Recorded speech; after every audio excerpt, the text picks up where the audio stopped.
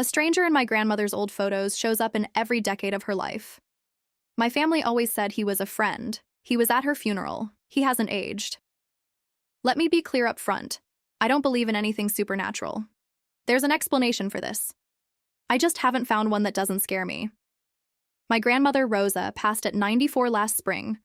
Sorting her photos, I noticed a man. Young, maybe 30, in a plain dark coat. He's in a 1946 photo of her as a teenager.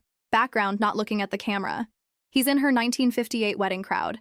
Her kids' christenings in the 60s, a birthday in the 80s, a blurry 2009 shot at a family reunion. Same man, same age and everyone, 60 plus years, never a day older. I told myself, lookalikes, a family friend and his son and grandson, coincidence. My own pattern-seeking brain. Reasonable. Except my mother went pale when I showed her and said, "Oh, him." Nana called him her bookmark. She wouldn't say more. My aunt said the same word, bookmark, and changed the subject so fast it gave me whiplash. Then I found the funeral photos. Someone had taken candids at Rosa's service last spring, and in the back row, standing apart in a plain dark coat. The same man, still 30.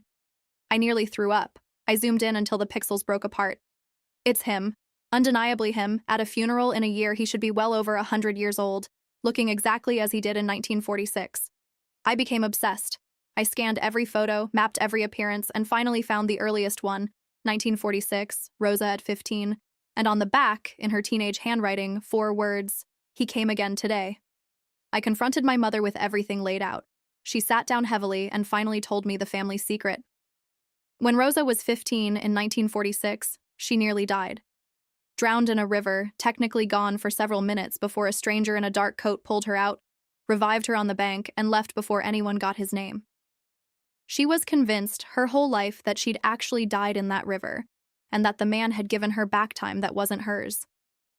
She believed he came to every major moment to check the page he'd saved, her bookmark, marking the place where her life was supposed to end but didn't.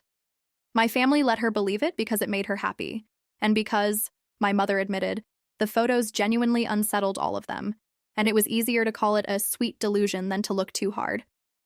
Here's the finale, the part that made my hands shake. I tracked down the man who'd taken the funeral candids, a distant cousin, and asked about the guy in the dark coat in the back row. Who invited him? How he knew Rosa? He looked confused. He pulled up the original photo on his phone, higher resolution than my copy. There's no one there. The back row is empty. A dark coat hanging on a rack by the door, a shadow, a trick of a folded curtain. In the compressed copy that got passed around the family, it reads as a man. In the original, it's nothing.